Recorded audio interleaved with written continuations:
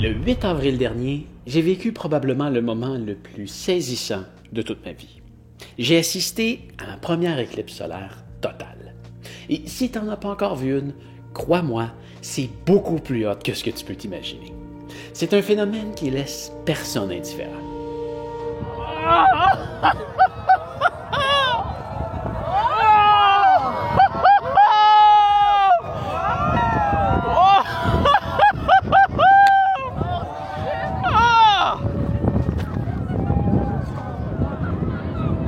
C'est malade! C'est malade! Salut!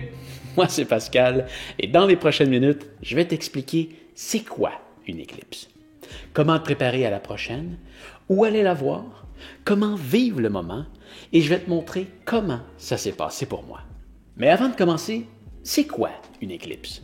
Selon Antidote, c'est la disparition apparente et temporaire d'un astre causée par l'interposition d'un autre astre. Et sur notre belle planète, il y a deux types d'éclipses que l'on est capable d'observer. L'éclipse lunaire et l'éclipse solaire. L'éclipse lunaire, c'est quand la Terre se place entre la Lune et le Soleil. Ça arrive toujours lors d'une pleine Lune. On peut observer ce que tu vois en ce moment, c'est-à-dire de voir la Lune disparaître sous l'ombre que la Terre lui projette. Mais le type d'éclipse qui nous intéresse aujourd'hui, c'est l'éclipse solaire. Ça, c'est un peu l'inverse. C'est quand la Lune passe, de notre point de vue, devant le Soleil. Et là, on va aller un peu plus loin parce qu'il existe trois types d'éclipses solaires. La partielle, l'annulaire et la totale. Dans le cas de la partielle, c'est pas si excitant. En fait, ça ne l'est pas du tout. Il pourrait en avoir une en ce moment juste au-dessus de ta tête et tu t'en rendrais probablement même pas compte. L'éclairage du Soleil est tellement fort que même lorsqu'il est à moitié caché par la Lune, ça ne change pas grand-chose de notre point de vue sur Terre. Ensuite, il y a l'éclipse annulaire. J'ai jamais eu la chance d'assister à celle-ci, mais en gros, la Lune passe directement devant le Soleil sans la cacher totalement. Ce qui crée une espèce d'anneau de feu autour de la Lune. Ça doit être impressionnant, mais tu peux jamais regarder cette éclipse-là avec tes yeux nus, parce que, ce qui paraît, c'est pas super bon pour tes yeux de regarder le Soleil. Tu dois donc utiliser des lunettes prévues à cet effet pour la regarder. Mais pour vrai, c'est bien le fun de poursuivre la progression d'une éclipse avec ces lunettes-là, mais en même temps, tout ce que tu vois, c'est pas vraiment excitant. Je veux dire par là qu'à part une boule jaune avec une tache noire qui passe devant, tu verras absolument rien d'autre. Enfin, on arrive à l'éclipse totale. Assurément le phénomène le plus impressionnant observable de notre belle planète, et peut-être même de la galaxie. Tout comme l'éclipse annulaire, la Lune passe directement devant le Soleil.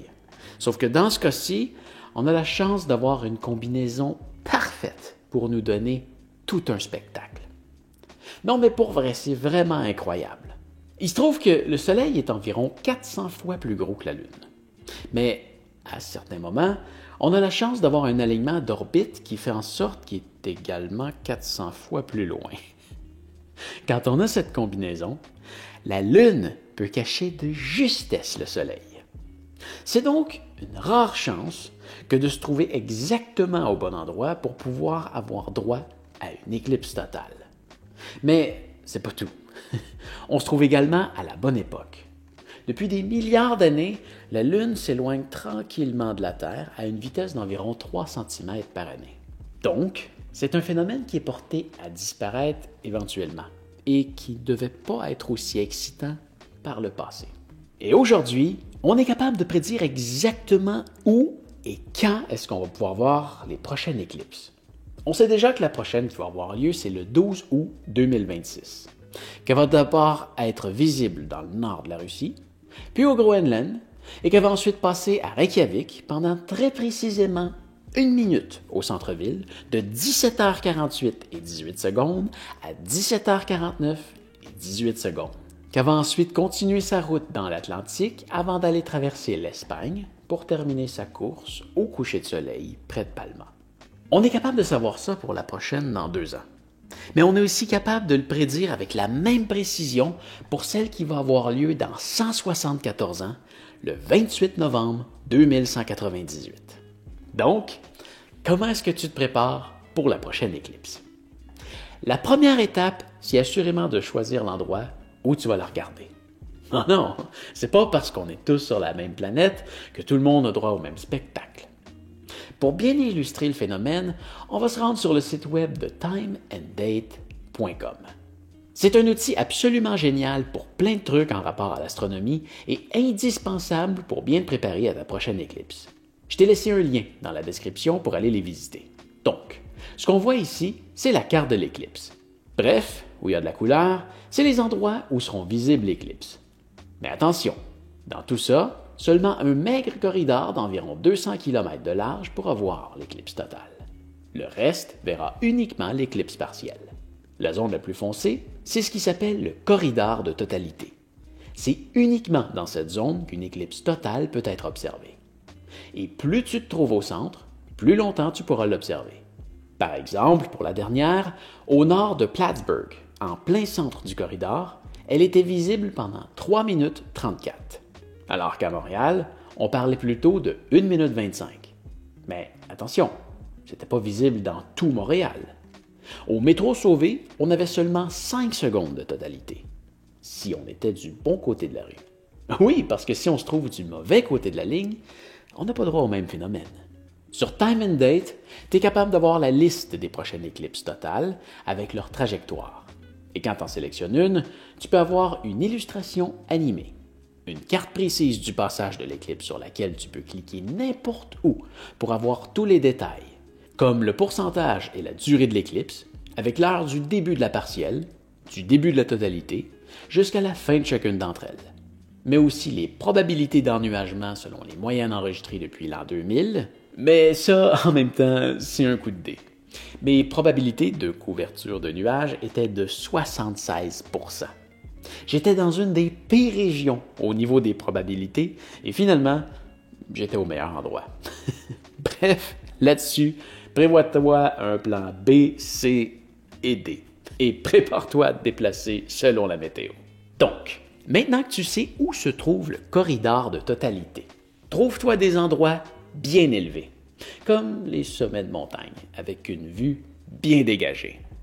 Le truc, c'est qu'une éclipse, c'est pas juste un truc vraiment spécial que tu peux observer en direction de la Lune. Ça fait tout plein de changements partout autour. Ça commence avec un coucher de soleil qui s'installe rapidement tout partout autour de toi. Puis, presque instantanément, tu seras plongé dans l'obscurité de la nuit avec un ciel bleu foncé au-dessus de ta tête, mais très orange partout à l'horizon. Ça semble irréel tellement c'est magnifique. Tu seras plongé dans le froid. Dans mon cas, ma montre a enregistré une chute de 11 degrés pendant l'éclipse. Alors là, le truc que je remarque le plus, c'est que la température a drastiquement baissé. Là. Il fait froid. Là. Oh, vivante. Oh. Hey, il fait ça. Non, ben, j'ai quand même très sous-estimé le facteur froid. Ben, je pensais pas que... Ben, c'est logique, tu sais, je m'étais dit que ça allait refroidir pendant l'éclipse totale, mais non, avant puis après, c'est logique aussi que ça descende. Ouais, mais tantôt, je dis quand il y avait du soleil, c'était correct, là. Et je peux pas dire que c'était de toute évidence, même que je ne l'ai pas remarqué du tout, mais quand je regarde les images de mon drone, on peut clairement voir l'ombre de la Lune s'en aller dans les nuages, mais aussi au sol à la fin de l'éclipse. T'installer en hauteur va seulement te permettre d'en profiter au maximum. Bon, maintenant que tu sais où aller, c'est important de bien te préparer pour l'observer. Ce qui est important à savoir, en fait, c'est juste du gros bon sens. Je t'apprends rien en disant qu'il ne faut pas regarder le soleil. En fait, c'est d'une telle évidence que si tu essayes de le faire, tu vas avoir le réflexe d'arrêter pas mal instantanément. Même avec des lunettes de soleil, tu ne peux pas regarder le soleil. Non seulement c'est pas bon pour tes yeux, mais c'est pas possible de le faire non plus. Tu vas avoir le même réflexe qu'en regardant directement sans protection. Le truc, c'est plus que le soleil va être caché par la lune, moins ça va devenir difficile de regarder. Mais ça ne veut pas dire que c'est mieux de le faire pour autant. Si tu veux regarder la progression de l'éclipse, tu vas avoir besoin de lunettes certifiées. Elles doivent avoir la mention ISO 12312-2. Je vais te laisser un lien dans la description si tu veux en commander. Mais fais toujours attention avant de passer ta commande. Achète seulement du matériel d'un fabricant réputé et d'un vendeur de confiance. Ah oui, parce qu'il y a des imbéciles que pour faire 2 $, ils sont prêts à te vendre une cochonnerie qui ne te protège pas pour vrai et qui risque de te donner des dommages permanents, voire même te rendre aveugle. Moi, j'ai acheté un kit fabriqué par la marque Celestron, la compagnie qui fabrique du matériel d'optique depuis 1964. Je me suis dit que c'était une valeur sûre et visiblement, je ne me suis pas trompé. Mais je me suis aussi assuré que c'était vendu par Celestron et que ce n'était pas seulement un vulgaire logo qui était imprimé sur la lunette. En passant, si tu vois des trucs fabriqués ou approuvés par la NASA, tu peux dire avec certitude que ça ne regarde pas bien parce qu'ils fabriquent ni endossent aucune lunette parce que c'est une société d'État. Si tu veux t'assurer que c'est un bon produit, quand tu les mets, tout ce que tu devrais voir, c'est ça. Absolument rien. Il devrait faire totalement noir. Si tu regardes une lumière très forte, tu devrais à peine arriver à voir quelque chose. Et quand tu regardes le soleil, tout ce que tu devrais voir, c'est une boule jaune dans le ciel. Et ça devrait être très confortable à regarder. En cas de doute, jette ta lunette et trouve-toi autre chose. Dénonce également ton vendeur, ça va peut-être sauver la vue à plusieurs personnes. Et attends pas pour commander ton kit d'observation. Plus la date de l'éclipse approche, plus ça se vend comme des petits pains chauds et plus les prix augmentent. Mais bon, dans le cas d'une éclipse totale, c'est un outil qui sert plus à suivre la progression de l'éclipse qu'autre chose. Parce que, comme je disais un peu plus tôt, tout ce que tu vas voir dans tes lunettes, c'est une boule noire passée devant une boule jaune. Par exemple, j'ai fait un time-lapse que j'ai filmé avec ma caméra, et tout ce que ça donne, c'est ça. Sauf que, en vrai, ça dure 1 heure, et tes yeux, ils zooment pas comme ma caméra le fait. Alors, ça ressemble plus à ça. C'est vraiment juste un outil pour suivre la progression. Par contre, dès que le soleil est caché derrière la lune, tu peux regarder directement dans sa direction sans danger. Et fais-le. C'est d'une beauté tellement spectaculaire que je trouve aucun mot pour l'exprimer.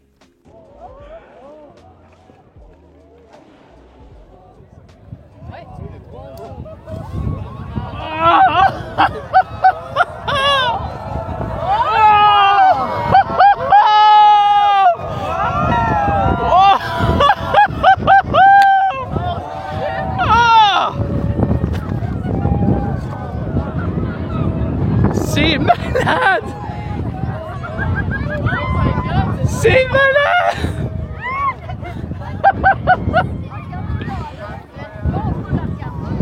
Oh!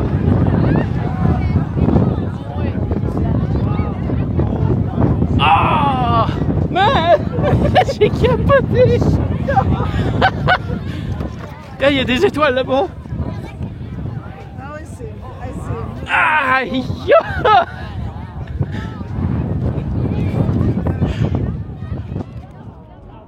Oh! C'est capoté! C'est...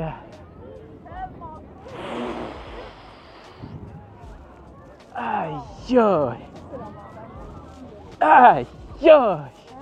Oh oui! Tu peux l'entendre dans ma voix, ça m'a rendu fébrile. Mais bref, dès que le soleil revient de derrière la lune, tu dois remettre tes lunettes si tu veux continuer à suivre la progression. Maintenant, si tu veux filmer ou photographier l'éclipse, une caméra, c'est un peu le même principe que tes yeux. Surtout si tu utilises un objectif avec une longue focale. Ça serait un peu comme regarder le soleil avec une loupe. Pour ma caméra, avec un zoom, j'ai utilisé ce filtre de KNF, un ND 1 million. C'est-à-dire que ça laisse passer 1/1000e de la lumière qui passerait normalement. Rendu là, aucun risque pour ma caméra. Pour ma caméra photo, j'ai utilisé ce filtre ND variable que KNF m'a offert. Je suis quand même libre de dire tout ce que je veux, j'accepte jamais d'argent pour me faire mettre des mots dans ma bouche. Mais je trouve que c'était l'idéal pour ma caméra qui faisait un time-lapse de paysage. Remarque que tu peux quand même avoir le soleil dans ton cadre. En fait, tu peux le faire à tes propres risques. Je ne me porte pas garant des dommages que tu pourrais faire à ta caméra. Mais moi, je l'ai fait avec ma grosse caméra. J'ai mis mon filtre ND variable à ND200 et ça ne m'a pas créé de problème. J'ai aussi fait un time-lapse avec ma DJI Action 3 avec aucun filtre et ça ne m'a pas causé de problème. J'ai filmé avec mon iPhone directement sur le soleil et ça ne m'a pas créé de problème non plus. Ma DJI Pocket 3, elle avait un filtre ND variable de KNF que lui, j'ai acheté pour avoir des meilleurs contrastes et j'ai aussi pu filmer le soleil directement sans problème. En gros, ce que ça veut dire, c'est que tant que tu zoomes pas sur le soleil et que tu fais pas ça de façon régulière, techniquement, tu devrais pas avoir de problème. Normalement, tu ne te soucies pas vraiment d'avoir le soleil dans ta composition. C'est le même principe pendant une éclipse. Tant que tu zoomes pas dessus. Et là, il faut que je te parle du point le plus important si tu veux capturer l'éclipse avec ta caméra. Je sais, c'est frustrant, mais pendant la totalité, oublie ta caméra le plus possible. Vis le moment. Observe autour de toi avec tes propres yeux. Porte attention à tout ce qui se passe et profite du moment. Parce que peu importe ce que tu vas capturer, ça rendra jamais justice à ce que tu vas vivre. Si tu m'écoutes en ce moment et que tu n'en as encore jamais vu, crois-moi, tu vas comprendre ce que je veux dire quand tu vas vivre ta première éclipse. C'est un moment qui est juste magique. Vis-le. Ta caméra, prépare-la d'avance, arrange-toi pour qu'elle filme ou ajuste-la pour qu'elle prenne quelques photos en continu. Imagine, moi, c'est mon métier de capturer des images. J'avais toutes les raisons de me concentrer sur la capture de l'éclipse. C'est mon gagne-pain. Mais j'ai pas passé plus que 15 secondes à regarder mes caméras. J'avais 5 caméras au sol qui capturaient l'événement de façon différente, dont une dans mes mains que je pointais un peu partout sans trop la regarder, plus mon drone que j'avais envoyé dans le ciel, que j'avais juste laissé en mode stationnaire. Et tout ce que j'avais à faire, c'est de retirer mon fameux gros filtre ND 1 million au début et le remettre à la fin de la totalité. J'ai vécu le moment et je te recommande fortement de faire la même chose. Une éclipse solaire, c'est un événement super rare. Si tu as la chance de te trouver dans le corridor de totalité, savoure-la. Autre chose, c'est un moment marquant que tu vas te rappeler toute ta vie. Essaie de t'entourer de gens que t'aimes. Tu vas voir, il y en a qui vont te sortir des excuses bidons pour pas y aller, comme « Oh, j'ai déjà quelque chose de prévu » ou « Je peux pas, je travaille » ou « Oh, bon, c'est juste la lune qui passe devant le soleil. » Pardonne leur ignorance et essaie de les convaincre de t'accompagner. Crois-moi, ils vont être reconnaissants que tu les aies convaincus. Essaie pas non plus de te ramasser un endroit où est-ce que tu vas être complètement isolé des autres personnes. Bon, premièrement, tu risques d'être déçu parce qu'il y a des gens qui se déplacent des 4 coins du monde pour voir un éclipse et le corridor de totalité est tellement mince qu'il risque d'avoir du monde pas mal partout. Mais d'être entouré de gens, tu vas voir que ça rajoute un petit quelque chose. Quand tu vas entendre tout le monde se mettre à crier de joie, tu vas ressentir toute l'excitation dans l'air. C'est un phénomène qui est tellement rassembleur. C'est pas à tous les jours que la plupart des gens autour de toi sont en train de vivre une première fois. Bref, pour profiter de ta prochaine éclipse, rends-toi sur timeanddate.com pour trouver la date et l'endroit idéal. Essaie de t'entourer de gens qui te sont précieux. Protège tes yeux et ta caméra, s'il le faut, mais surtout, vis le moment. Ça dure que quelques minutes si tu es chanceux, et c'est peut-être la seule fois de ta vie que tu vas avoir la chance de savourer une éclipse totale. Voilà, je pense que ça fait le tour pour aujourd'hui. Prends soin de toi et on se revoit dans une autre vidéo. Parlant d'autres vidéos, je te laisse un lien vers le documentaire de ma première éclipse. Allez, bonne écoute. Salut!